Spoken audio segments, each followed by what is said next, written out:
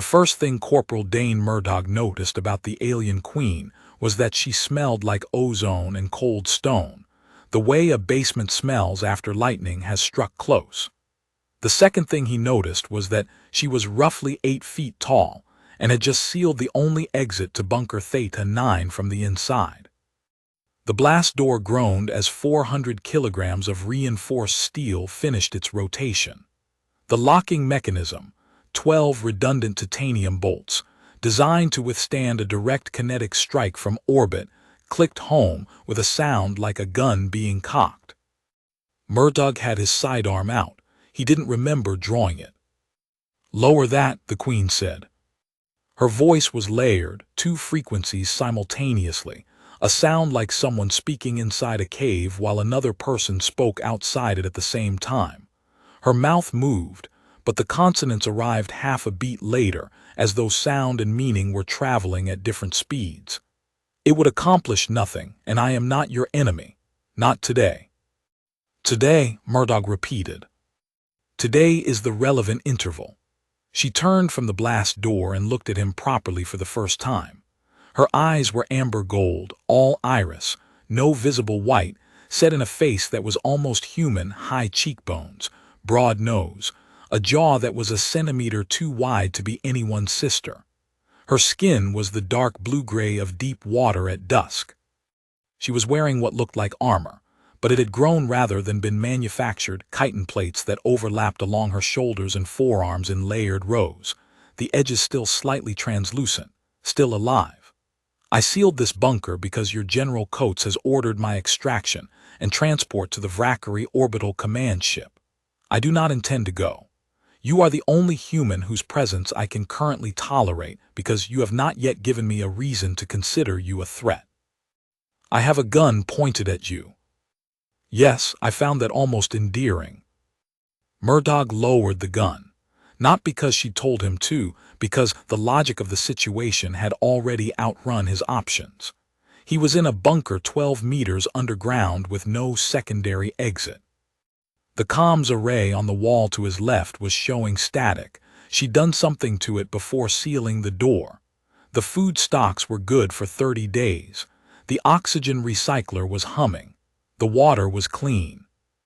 He was not, by any reasonable definition, in a position to make demands. "My name is Corporal Dane Murdoch," he said. "Technically, I'm the security attaché for this installation, which makes you my responsibility. You are responsible for me. Or for the facility, depending on how the brass interprets the regs."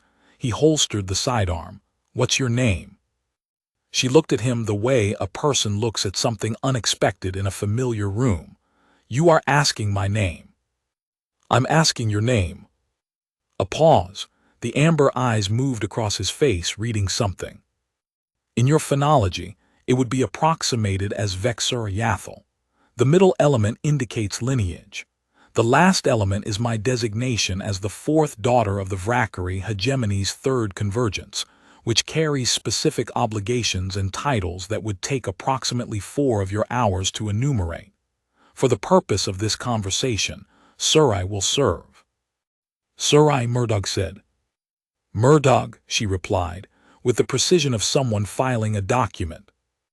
The bunker had been built in 2031, during the first year of the Vrackery contact, back when contact still meant something cautious, something that came with press conferences and diplomatic protocols and nervous handshakes on airstrips in Nevada. That was before the contact protocols collapsed. Before the Vrackery hegemony's high command decided that Earth's mineral composition made it unsuitable for colonization, but highly suitable for extraction. Before the 18 months of orbital bombardment that had reduced every major population center above 40 degrees latitude to rubble and glass. Bunker Theta 9 was one of 47 underground installations that had survived. It sat beneath what used to be a sheep farm in Wales, 4 kilometers east of a village that no longer existed. The surface above it was a flat gray plain of fused soil, smooth as a dinner plate, stretching in every direction to where the horizon used to be. The bunker housed one permanent resident, Murtaugh, tasked with maintaining the communications relay that connected the surviving European installations. The relay was the reason the alien queen was here. Murtaugh made tea. He did this for the same reason he did everything in the bunker, because it needed doing and because the alternative was staring at the walls. He filled the electric kettle from the water reserve, set it to boil, and retrieved 2 mugs from the rack above the small galley counter. He set one in front of the second stool at the counter without thinking about it.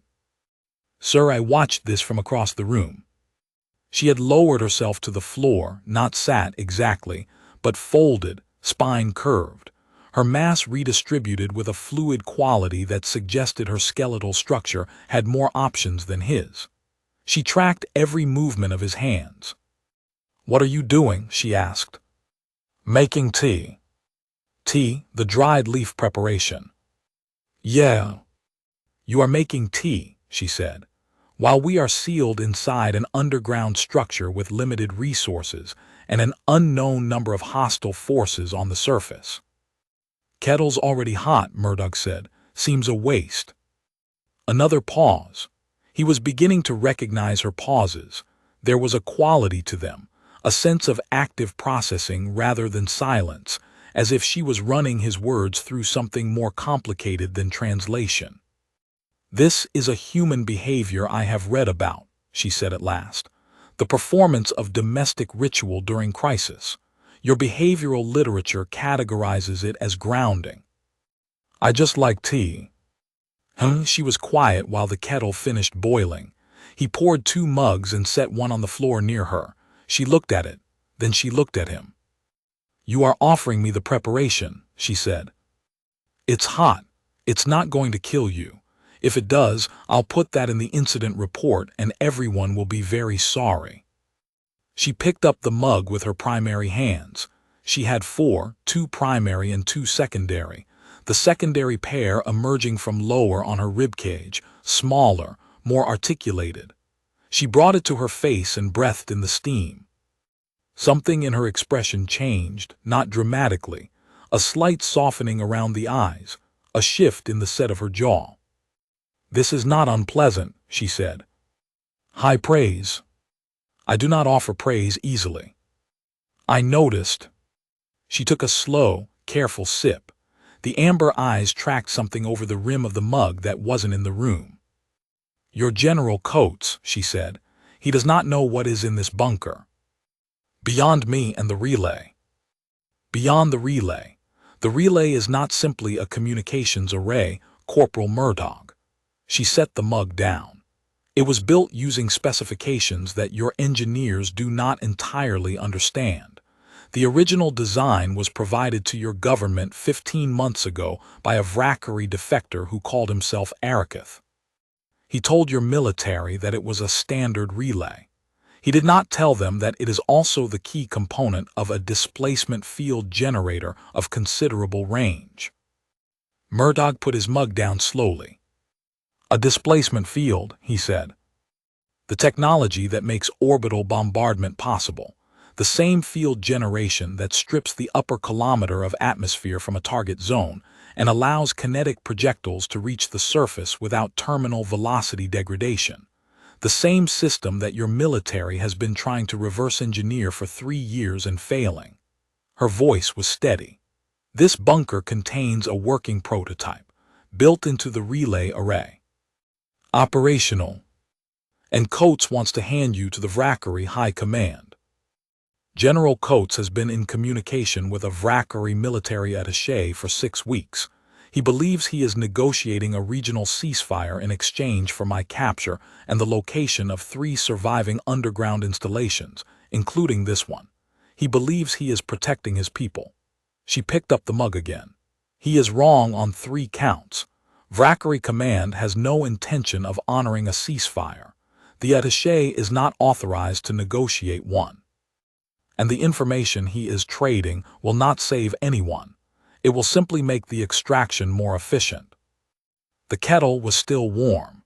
Murtaugh refilled his mug not because he needed more tea, but because it gave him something to do with his hands. "So you sealed yourself in here," he said. "Coates dispatched a retrieval team 4 hours ago. They have been unable to breach the blast door. I have rerouted the manual override through a secondary circuit that requires a command code I have not provided. They are currently consulting with an engineer from Installation Kappa 7, who may locate the secondary circuit in approximately 8 to 12 hours. She paused. "I require the time to complete the displacement field calibration." "What happens when it's calibrated?" "I can displace the Valkyrie orbital platform." She said this without inflection, the way a person states a scheduled appointment. "Remove it. The mathematics are not complicated. The geometry requires precision. I need 11 hours. I have 8 possibly. I came here with 6 hours of calibration work already complete. I need this relay, and I need it undisturbed." Murdoch looked at the relay array. 8 meters of stacked equipment, consoles, fiber runs. The humming cylindrical core at the center that he had always assumed was some kind of resonance stabilizer. The specifications had come with a 200-page technical document in English that he had read and understood about 60% of. The rest he had filed under, above my pay grade. "And what do you need from me?" he said. "Sir," I looked at him across the mug of tea. "I need you not to shoot me," she said. "And I need you to deal with the retrieval team when they breach, because I will be inside the array calibration for the majority of the next 8 hours and cannot be interrupted." "Deal with them how?" "However you are equipped to deal with them." Something moved in her expression, the smallest shift. "I am told humans are resourceful when cornered." "We have our moments," Murdoch said. Her name in full translated to something like the fourth shaping of the third choosing, daughter of the hegemony's deep current, keeper of the convergence memory. Sir, I had explained this over a second round of tea, not because he'd asked for the full version, but because something in her had wanted him to understand the weight of it. "You are a queen," Murdoch said. "I am the fourth daughter. In your hierarchy it would be equivalent to a princess, though the title carries different functional obligations. I am not royalty in the decorative sense. I am a custodian." She was already moving toward the relay console, her secondary hands beginning to interface with panels in ways that made no apparent sense, touches in sequences that left no visible marks but changed the hum of the equipment. The Valkyrie hegemony is not a monarchy. It is a management structure. The convergence is the body of knowledge accumulated across 11 conquered systems. I am trained to hold it, protect it, and, when necessary, use it to make decisions that the command structure cannot make, because the command structure is not equipped to recognize when it is wrong. The command structure is wrong now. The command structure has been wrong for 32 of your years. The decision to classify Earth as a viable extraction target was made on incomplete survey data and overruled the objections of 3 senior analysts whose concerns were filed and not reviewed. She was working now, her primary hands moving across a holographic interface that had appeared from somewhere in the console, not a screen, but light given volume and texture, responding to her touch. "I have spent 14 of your months attempting to bring this to the attention of the high convergence. The response was to order my return for, the word in your language would be evaluation. I believe the word I would prefer is silencing. You went rogue. I exercised the custodial authority granted to the convergence line in situations where command has sustained demonstrable error." She glanced at him briefly over her shoulder. "It is technically legal. It is also, in practice, not something that has been attempted in 240 years. The last custodian to invoke it was exiled. The one before her was executed. Fortunately, the legal framework predates the current command's ability to revise it." Murdoch pulled up the bunker's internal schematics on the secondary console. The retrieval team would come through the blast door. There was no other option. He had a weapons locker with 2 assault rifles, a grenade launcher, 3 fragmentation grenades, and 4 flashbangs. He had 11 meters of corridor between the blast door and the relay room. He had a partial wall, 2 storage racks, and a fire suppression system that he could trigger manually. He had fought in the Liverpool defense line during the first year of the bombardment. He had held a building for 72 hours with 4 other soldiers against a Valkyrie ground team until the air dropped enough smoke that everyone lost track of everyone else, and the Valkyrie pulled back. He had not expected to be alive now. He had not expected to be useful exactly, but here usefulness was. He started building. 3 hours in, I paused in the calibration sequence and watched him for several minutes without speaking. He had shifted the storage racks to form a secondary barrier across the corridor, anchored them to the floor with magnetic clamps from the maintenance locker, and draped them with the heavy fire suppression foam bladders, which were opaque and would absorb light. He had positioned the weapons locker at the second position, so he could cycle ammunition without breaking cover. He had rigged the corridors overhead, lighting to a toggle at his position. "You are constructing a defensive position," she said. "Trying to funnel them. The blast door opens into a 6-meter corridor before it hits the first junction. If they come through in a standard breach formation, 2 forward, suppression wide, I want them moving toward the storage rack position before they realize the rack isn't just storage." "What is behind the rack?" "Nothing, that's the point. They'll take position behind it thinking it's cover." He was taping the last flashbang to the inner rear face of the rack on a pull wire. "It's not cover, it's a trigger." She was quiet for a moment. "The primary operator positions behind an apparently secure position which is in fact a triggered device," she said. "And when they take that position, flashbang goes off in their face, they're disoriented for 4 to 6 seconds. I come around the left side of the corridor with the rifle." He paused. "It's not elegant." "No," she agreed. "It is, however, effective. I have reviewed your military history. Human forces have employed variants of this approach in enclosed structures for approximately 4,000 years. We're very committed to the classics." She returned to the calibration and then, "Murtaugh." "Yeah." "The retrieval team will be composed of humans, soldiers following General Coates' orders." He had been thinking about this since the first hour. "I know. I am noting it because you have not mentioned it." "I noticed." He tested the pull wire tension. "Flashbangs, assault rifle on non-lethal setting. I'm going to try not to kill anyone who doesn't make it unavoidable." "You have a non-lethal setting."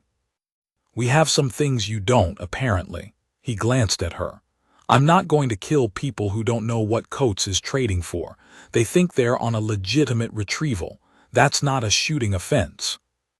Surai's secondary hands paused on the console. The light from the holographic display painted the side of her face amber over blue-gray. She looked at him for a moment that stretched longer than it needed to. "This is another thing I have read about," she said. "But reading about it is not the same as watching it function." "What?" She turned back to the console. "Human moral reasoning," she said. "Under pressure. It is one of the primary points of disagreement in the analyst debate about your species. Several factions within the high convergence argue that humanity's tendency to extend ethical consideration to adversaries constitutes a cognitive weakness, a failure of optimization. What do you think?" Her hands moved across the display. "I think those analysts have never been cornered," she said. "And I think weakness and optimization are not the same thing." The breach came at hour 5. Murtaugh heard the access panel being cut, a high-pitched whine, then the sound of someone working the secondary circuit with tools that weren't quite right for the job. There was a pause. Someone said something on the other side of the door in a low voice he couldn't make out.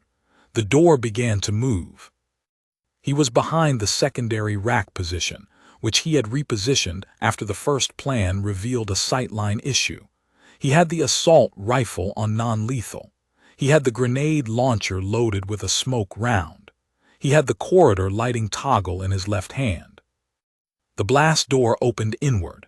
The first two members of the retrieval team came through in the formation he'd expected, one forward left, one forward right, weapons high. They had tactical lights on their rifles, cutting through the corridor. Behind them, a third figure with a different silhouette, heavier equipment. He hit the lights. The corridor went dark except for the tactical beams swinging in confusion. He heard them shuffle, heard the instinct pulling them toward the solid shape of the storage rack, cover, position, reassess. He heard them moving. He gave it 3 seconds. Then he pulled the wire. The flashbang went off with a sound like the world ending in miniature. The corridor filled with white and a pressure that hit his own chest, even behind the secondary cover and good ear protection. He was already moving, coming around the left corridor wall with the rifle up, and the tactical lights were swinging wild, 2 soldiers stumbling, the third one further back, unaffected.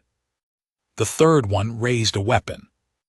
Murdoch put a non-lethal impact round into the center of the figure's torso, and the figure sat down hard against the blast door frame. He crossed to the first two. They were still disoriented, one kneeling, one trying to stand, and he took each one down with controlled strikes, borrowed technique, something he'd been taught in a training course years ago by an instructor who'd said it was from one of the old martial disciplines. He had never expected to be grateful for it. He was grateful now. He zip-tied 3 soldiers in 4 minutes. He checked pulses. He checked airways. He propped them in recovery positions. Then he went back to the relay room. Sura had not stopped working. She had not turned from the console, but as he came through the relay room door, she spoke without looking up. 3, she said. That is all the retrieval team. 3 confirmed. Could be more on the surface. There are more on the surface. They will attempt a secondary approach. There is a ventilation access shaft on the north face of the installation that your schematics show as sealed. It is not sealed. A team with the right cutting tools could be through it in 40 minutes.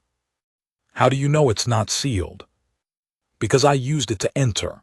She finally turned briefly to look at him. He had a bruise forming across one cheekbone from where he'd caught an elbow coming around the corridor wall.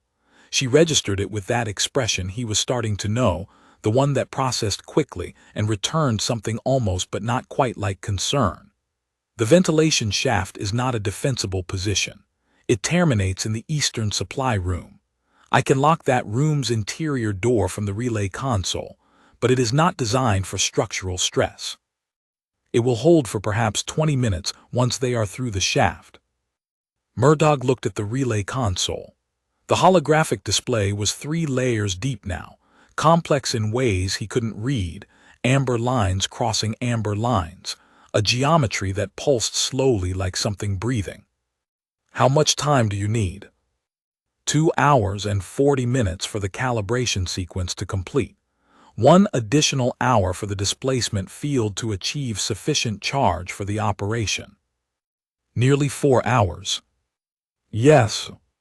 He looked at the 3 unconscious soldiers in the corridor.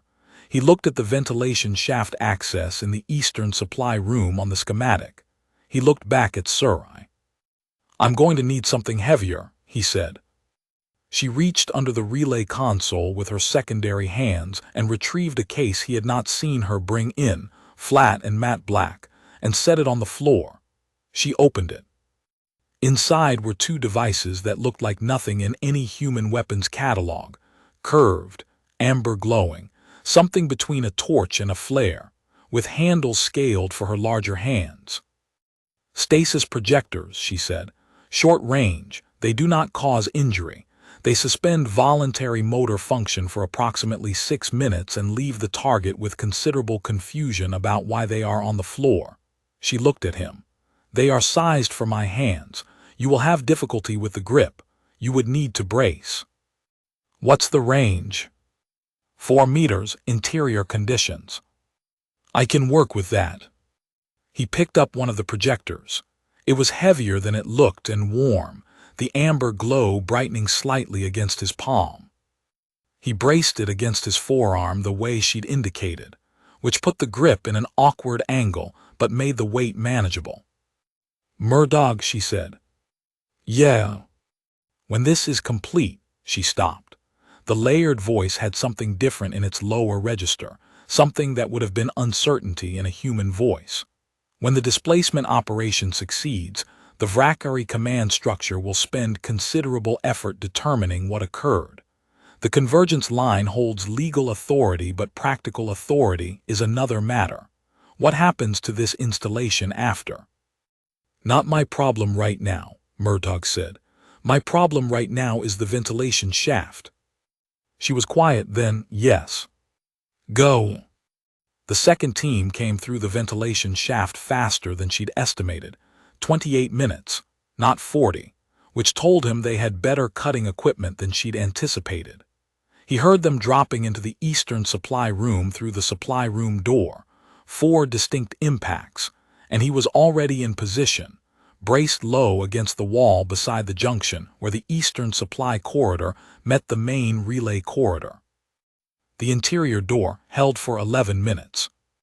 When it opened, he had 2 things going for him: the lighting control, which he'd extended to this corridor as well, and the 4-meter range of the stasis projector, which meant he needed them close.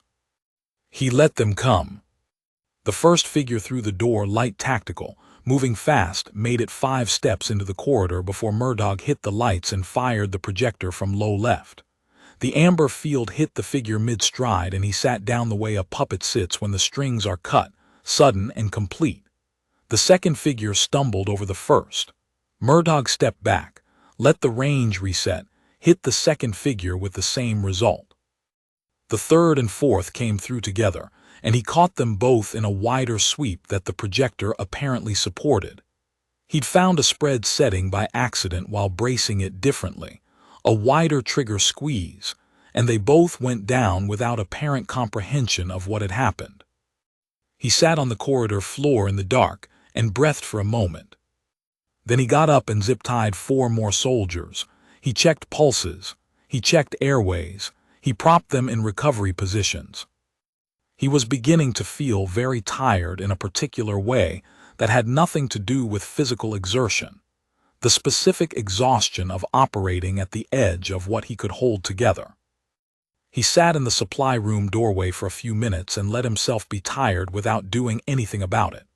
Outside the ventilation shaft opening in the ceiling, he could hear nothing, no cutting, no movement, no voices. Either there were no more teams inbound or the next wave was waiting for instruction. He thought about Wilson.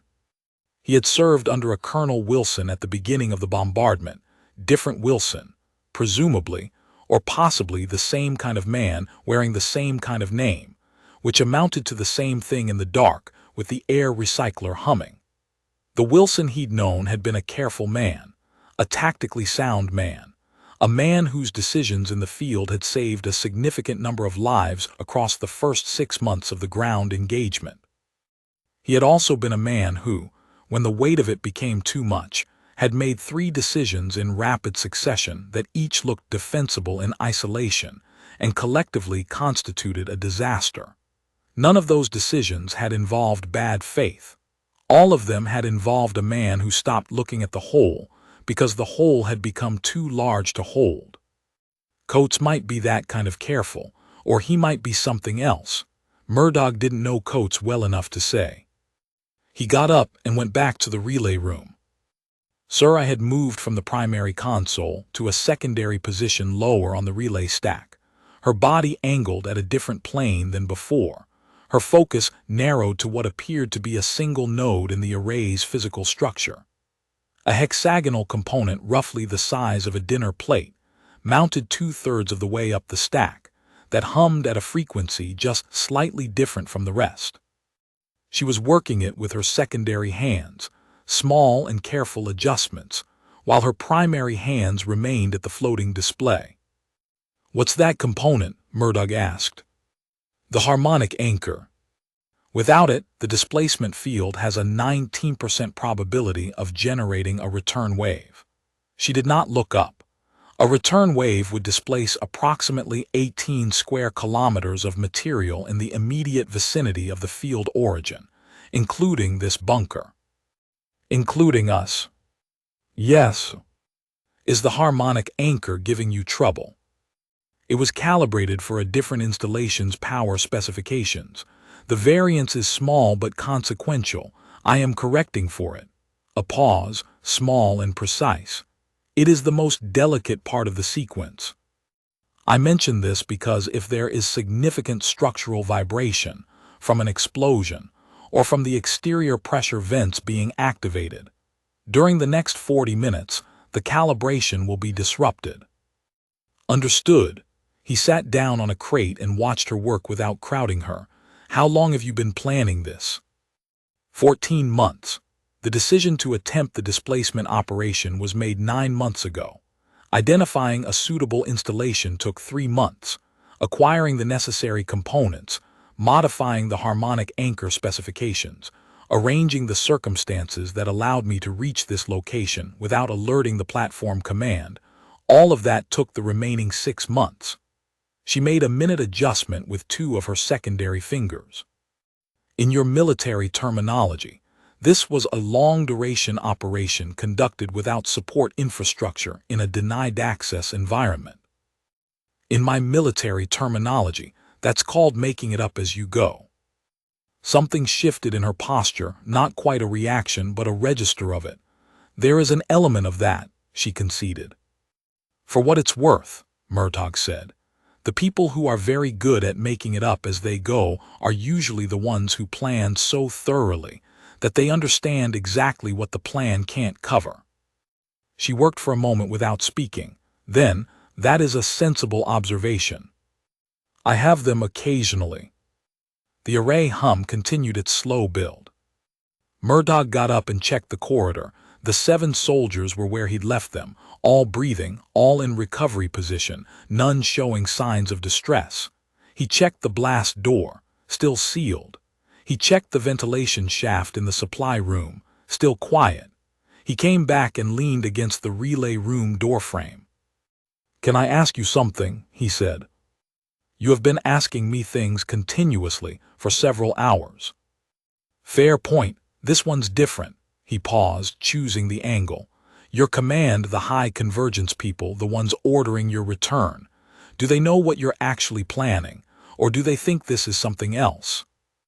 "They know enough to want to prevent it, sir," I said. "They do not know the technical specifics. If they did, they would have deployed a different type of response." She made another adjustment to the harmonic anchor. "They know I am here. They know I have accessed the relay. They believe I am attempting to transmit evidence of the survey data irregularities to the remaining human installations through your network, using it as a broadcast medium." "Are you?" "No, though I will be after. The displacement operation requires the full bandwidth of the array. Once complete, the array will be available for secondary use, and yes, the transmission of the survey data and the filed objections to every surviving installation in your network is the next step." She glanced at him. "I mentioned this would be more effective with specific accounts. Your account of this operation will be part of that transmission, if you consent to it." "You want me to give a statement?" "I want you to say what happened, in your words, in the format your species finds credible, which I understand to be direct narrative testimony rather than analytical summary. The analysts in the high convergence are very skilled at reframing analytical summaries. Direct testimony is harder to reframe because it is specific about small things, particular things, things that did not need to be invented." She looked back at the harmonic anchor. "The cup of tea, for example. That will be in my report. Some of my colleagues will argue it is irrelevant. I will argue it is the most relevant thing in the report." Murtaugh thought about this for a moment. "Why the tea specifically?" "Because you made it without thinking," she said. "Without calculation. You made it because it was what you do in that kind of situation, and you extended it to me because I was present. That is what the analysts call weakness. I call it something that requires a different category." She paused her work briefly. the first deliberate pause she'd made in the calibration sequence in over an hour. In 11 prior systems, the initial contact between a Vracary operative and a representative of the local species never included a shared meal or its cultural equivalent. Not once. Not even in systems where such rituals were common practice among the local population. She resumed work. In every case, the local representative defaulted to either combat or submission within the first phase of contact.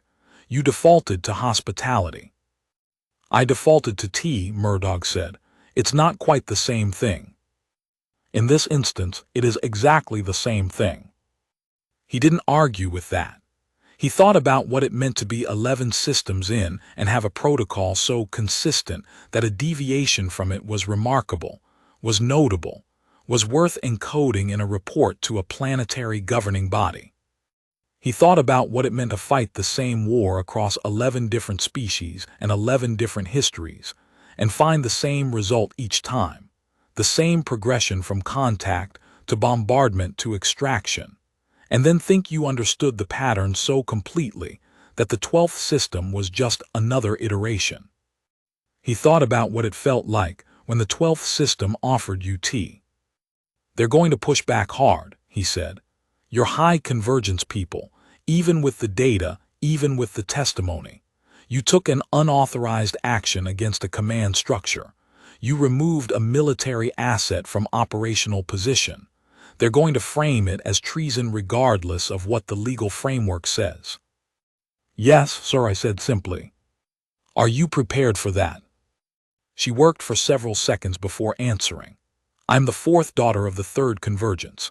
I was raised on the understanding that the custodial responsibility is not a title. It is a function. The function is to hold the accumulated knowledge of the hegemony and to apply it honestly in situations where application is required. She made the last adjustment to the harmonic anchor. The different frequency of its hum aligned, gradually, into the broader note of the array. The sound became singular. I have been applying it honestly. The consequence of honest application is not my concern. The application is. He had heard people say versions of that before, usually soldiers who were about to do something costly, something they'd thought through carefully enough to know the cost and decided to pay it anyway. He had said versions of it himself, not in those words, but in the underlying structure of the decision. He recognized it. He got 2 more mugs of tea and sat down on the crate and drank his slowly while the harmonic anchor's corrected frequency settled into the broader note of the array. The sound became unified. The display shifted. He thought about the ship up there. The orbital platform that sat above the cloud layer most of the time, and when it dropped below cloud was night, and what you saw was the drive signature. A searing point of blue-white light moving too fast and too deliberately to be a star. He had seen photographs from 3 surviving observation posts. It was large. It was old in the way that something built across 200 years of absorbed technology is old. Not uniform, not clean, built in layers and retrofits, each layer representing a different system. 11 systems, 11 architectures of conquest. 11 sets of people who had, in their time, looked up and seen the same blue-white point and not known what it meant yet. He wondered whether the crews up there thought about what 11 systems meant in specific terms. In terms of particular places and particular small rituals that no longer existed, whether it ever landed on them. Probably not. Probably you learned, after enough systems, to see extraction targets rather than planets. Probably the analysts who had written the Earth Survey report had done their jobs with care and genuine belief in their own numbers. That was the worst of it, not indifference, but competence. The professionalism with which the wrong answer could be produced. Murdoch, sir, I said, without looking up from the display. Yeah. You are thinking very loudly. He looked at the back of her head. The chitin plates along her shoulders caught the amber glow and held it. I was thinking about your ship up there. The platform. The platform. About what it takes to build something that size across 11 systems. About how long you'd have to do this before the operational framing completely replaced he stopped, finding the right word. The thing underneath the framing. The knowledge that there are people in the places the framing calls targets, she said. Yeah. She worked for a moment. I have been thinking about this for longer than I have been planning this operation, she said. I was assigned to the survey review team for Earth's initial analysis. I read the original report. I read the objections that were filed. I read the response to the objections, which was 4 sentences and cited precedent from the third system. A pause. The third system was a world of sessile organisms, comparable to your kelp forests. The precedent cited had been developed to manage biological extraction from non-sapient ecosystems. It was applied, without adjustment, to a species that had been writing philosophy for 6,000 years. Did you flag it? I was a junior analyst. I noted the discrepancy in my internal review notes. I did not escalate it. She made a small adjustment. I have thought about that decision every day for 14 months. The word count in Murdoch's head was not running numbers. It was running something closer to weight. The weight of a decision made long ago, small at the time, large in retrospect, the kind that accumulates interest across 14 months until it becomes something a person has to act on or carry forever. He knew about those. You're acting on it now, he said. 14 months late. Still acting on it. He finished his tea. That's the thing about questions. They don't expire. They just accumulate interest until someone pays the balance. She was quiet with this for long enough that he thought she wasn't going to respond. Then she said, quietly, in her layered voice with both registers carrying equal weight, "That is going in my report as well." He almost laughed. He held it to a breath. Sarai was deep in the calibration now, both sets of hands operating simultaneously on different layers of the display, her entire attention given to the work. The hum of the relay array had deepened, changed character, become something that sat at the base of the sternum rather than the ears. The amber glow of the holographic display had spread across the whole room. Murdoch made more tea. He set a mug near her. She didn't look up, but one of her secondary hands reached out after a few minutes and found the mug by memory or by some sense he didn't have, and she drank from it without breaking the rhythm of her primary hand's work. I have 7 people in 2 sections of this corridor, he said. If there are more on the surface, they're going to be waiting for the next check-in from the teams. When it doesn't come, Coates is going to assume the operation has failed and escalate. Escalate to what? I don't know. Coates has access to the installation codes for the emergency exterior pressure vents. He could try to use them. It would flood parts of the bunker with a pressure spike that would damage the relay equipment. Suray's hands paused for exactly 1 second, then resumed. How long before he would reach that decision? He's a cautious man, usually, but this situation is outside his playbook. I'd give it an hour, maybe less. I need 90 minutes. I know. She worked. He watched the display without being able to read it, the way a person watches someone else write in a foreign script. The motion was purposeful, and the result was clearly meaningful, and he could recognize nothing beyond the fact of its complexity. He thought about Coates in whatever installation Coates was in, making the same kind of calculations that people make when they've decided the math requires a particular answer and they're working backward from the answer to the math. He'd met men like Coates. He'd served under men like Coates. He understood the logic, even the fear behind it. Understanding it didn't make it better. You asked what I think, Surai said. She had not stopped working. Sorry.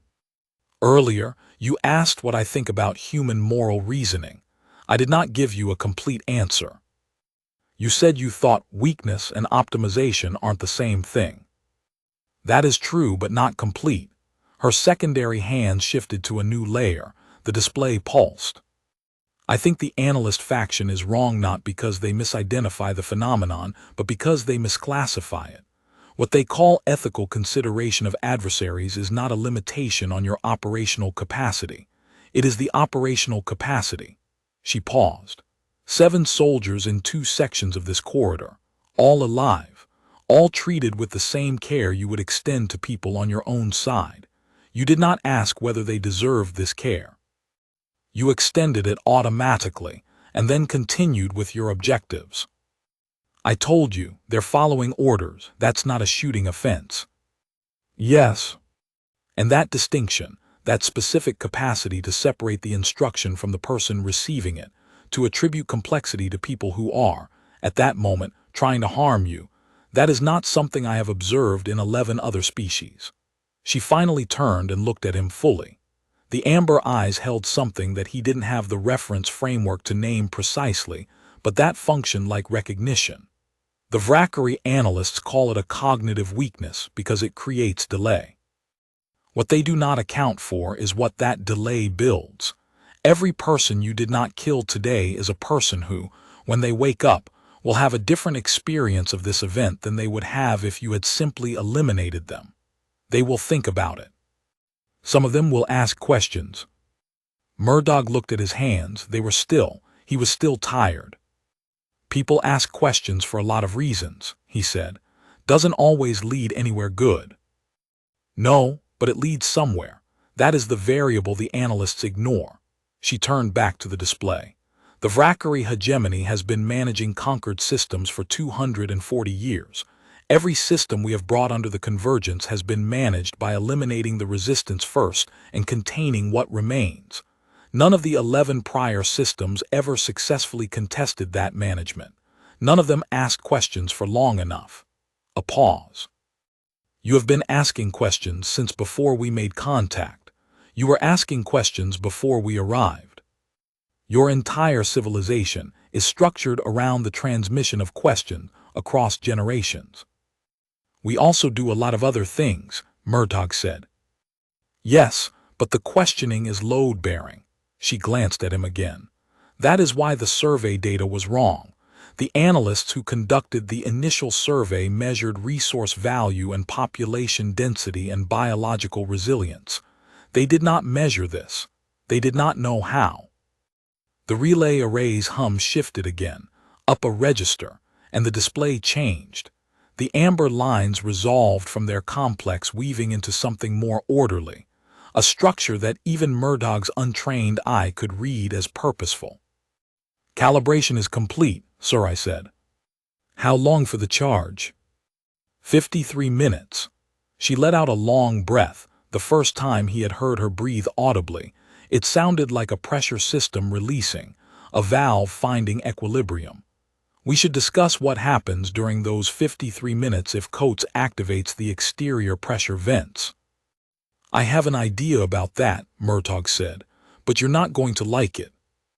He called Coates on the wired internal communications line, not the comms array, which was still under her interference, but the hard line that ran through the installation's structural frame, the original analog system that predated the digital retrofit by 20 years. It connected to the surface monitoring station that Coates was, per Murdoch's estimate, currently using as a command post. Coates answered on the 3rd ring. Murdoch. His voice was flat and controlled, the voice of a man who had been waiting for this specific call and had already decided how it would go. Stand down and open the blast door. This situation is above your clearance level. I know, sir, Murdoch said. I also know about the attaché negotiations. Silence. Then, that is classified information that has no bearing on your current situation. With respect, sir, it has a lot of bearing. The attaché isn't authorized. The ceasefire offer isn't real. You're trading the locations of 3 installations and 1 alien prisoner for an agreement that won't be honored. He kept his voice even. This was not accusation. This was information. There was a difference, and Coates was smart enough to hear it. I'm not saying you don't want to protect people. I'm saying the deal you think you have doesn't exist. And your source for that is the hostile alien entity that has taken you hostage. I'm not a hostage, sir. The blast door is sealed from the inside and I have the code. Another silence, longer. Murtaugh, Coates said, and something in the flat control had shifted, not broken, but shifted, the way ice shifts when water moves beneath it. What exactly is in that bunker? A displacement field prototype, operational, built into the relay array. He paused. And a Vrakari convergence custodian who has the legal authority and the technical knowledge to use it to remove the orbital platform from local space, permanently. The silence this time was very long. That's not possible, Coates said. No, sir, it's not possible with our technology. We don't have our technology in here. We have hers. He heard Coates breathing. He heard something that might have been the man sitting down. The retrieval teams, Coates said. Secured, non-critical. They'll have headaches, some of them. Everyone's breathing. He looked at Surrey across the relay room. She had one eye on him and most of her attention on the charging display, a slow arc of amber light building from left to right across a status bar. Sir, I need 47 minutes. After that, the orbital platform is gone. Whatever deal you were negotiating is no longer the leverage point it was, because the Vrakari command won't be able to maintain orbital operations over Europe. The ground situation changes. The negotiating position changes. We don't need a ceasefire we can't trust because we will have removed the mechanism they use to enforce the bombardment. You're asking me to trust a Vrakari queen, Coates said, inside a relay bunker with my retrieval teams tied up on the floor. I'm asking you to hold for 47 minutes and not blow the pressure vents. He kept his voice steady. After 47 minutes, if I'm wrong, the platform is still there, and you can do whatever you need to do. You haven't lost anything except 47 minutes. The breathing on the line. You understand, Coates said slowly, that if this is a deception, if she's using the time to transmit our location or the installation coordinates to the platform. She can't. I have her comms locked out the same way she locked out mine.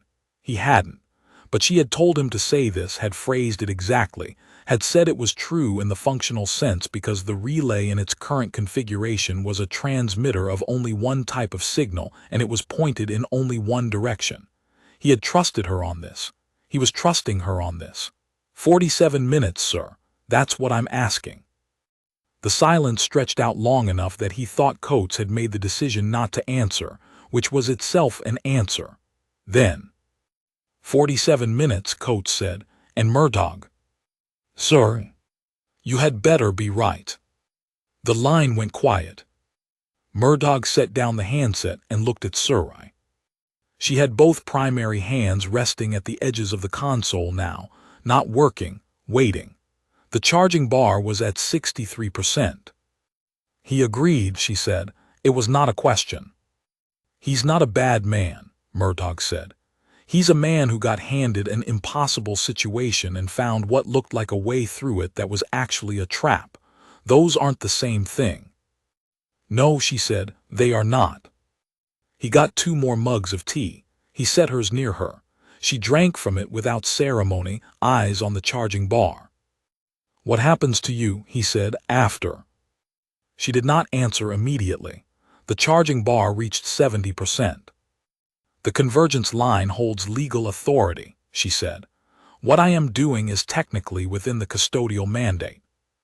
But the high convergence will contest it, and the process of contesting it will take, a pause, considerable time, by which point the situation will be different. Situations that are different require different analysis. The analysts who classified Earth as an extraction target will need to produce their original survey data for review. The objections that were filed and not reviewed will need to be reviewed. The bar reached 75%. I do not know what I will face. I know what I will face is real and not manufactured, and that I would rather face a real consequence than administer a false one. Murtaugh looked at his mug. The tea had gone cold. He drank it anyway. For what it's worth, he said, I think you're right about the questions. About what the analysts missed. I know, she said. That is why I came here, Not only for the relay, I could have found another relay. She paused. I came here because the security attaché for this installation had a file. A record of the Liverpool defense, the 72-hour hold, the 4 soldiers with insufficient ammunition and a building, and enough stubbornness to cost the Vrackery ground team more than the tactical advantage was worth. She looked at him. I needed to understand if that was real or anomalous. I needed to see if the questions your species asks are the kind that lead somewhere. He didn't know what to say to this. He sat with it. The charging bar reached 90%. I held that building, he said finally, because there was nothing else to do. Yes, sir, I said. That is exactly the thing I came to confirm.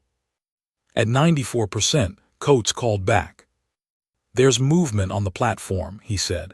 His voice was tighter now, the flat control wearing thin. Launching pattern, pre-bombardment configuration. Whatever she's doing, she needs to do it faster. Murdoch covered the handset. How long? Surai's hands were already moving, the work resuming with a speed and precision that looked nothing like urgency and was entirely urgency, contained, directed, efficient. 7 minutes, she said. The charge is sufficient. I do not need 100%. 7 minutes. He uncovered the handset. 7 minutes, sir. Murdoch, the launching pattern. 7 minutes, sir. He set the handset down. He watched her work. He watched the amber lines resolve into a single coherent configuration, all the complexity of the last 8 hours collapsing toward a point. The hum of the relay array had become something he could feel in his teeth. The glow was everywhere now, steady and full, and the display had gone from multiple layers to one, a single geometric form, 3-dimensional, slowly rotating, precise. The displacement field, she said without looking up, will expand from this installation outward to an orbital radius of approximately 42,000 kilometers. Everything in that radius that is transmitting a Vrackery command signature will be displaced to a region of space approximately 9 light minutes from this system. The platform has a jump drive. They will be able to return. It will take them approximately 11 of your days to do so. 11 days is sufficient time for your forces to. Yeah, Murdoch said. We'll figure out what to do with 11 days. You will, she said. Something in her voice carried weight, not certainty exactly, but something adjacent to it, something that had been tested against evidence and held. Your species has always been very good at 11 days. Her hands came together over the center of the display, the primary and secondary pairs converging for the first time, 8 points of contact forming a configuration that the display answered immediately, the rotation of the geometric form accelerating, the hum climbing past the audible into something he felt rather than heard. The lights went out, and then came back, and the display was empty. Outside, according to Coates, the sky had changed. The characteristic shimmer of the orbital platform's positioning thrusters, a faint iridescent interference pattern in the upper atmosphere that had become so constant over the last 2 years that most survivors had stopped seeing it, was gone. The sky above the fused plain of what used to be Wales was, for the first time in 22 months, simply sky. Murdoch did not go outside. He untied 7 soldiers, checked airways and pulses, and sat with them while they came around. He answered their questions as plainly as he could. He did not try to explain everything. He explained what they needed to know, which was that the operation was over and everyone was going home. In the relay room, Surai was sitting on the floor, her mass redistributed in that folded way that wasn't quite sitting, her eyes half closed. She looked, for the first time since she had sealed the blast door, like something that had been under considerable strain. He brought her more tea. She looked at it for a long moment, then she looked at him. "You are still making tea," she said. "Kettle was still warm," he said. Her layered voice had something in it that he couldn't translate, something that wasn't in any behavioral literature or analyst report, something that was simply hers. Murtaugh, she said. Yeah. What you said to Coates, about him not being a bad man, about being handed an impossible situation. She held the mug in her primary hands, both of them, the way she had held the first one 8 hours ago. You believe that? Yeah. Even though the decision he was making would have ended this. Even though. He sat down on the floor across from her, back against the console base. People are mostly trying to figure out what to do with what they've got. They make bad calls. Doesn't always mean they're the call. She was quiet with this for a while. I have been the convergence custodian for 19 years, she said. I have reviewed the management histories of 11 systems. I have read the records of what we did in each one in the early stages, in the stabilization stages, in what we call the containment period. I read them as administrative documents. I understood them as administrative documents. She looked at the empty display. I understand them differently now. Because of the Liverpool file, he said. Because of the Liverpool file, because of this. She gestured slightly at the room, at the mugs, at the gap where the retrieval team had been and wasn't anymore. You asked what I need from you. I told you not to shoot me and to deal with the retrieval team. What I did not say, she stopped. The layered voice found a register he hadn't heard before, something that functioned like honesty stripped of every covering. I came here because I needed to see it. I have read the questions your species asks. I needed to see them being asked. I needed to see the thing the analysts missed. And I have seen it. She looked at him. The amber eyes were direct and full, and there was nothing translated about what was in them. I intend to be in front of the high convergence within 30 days.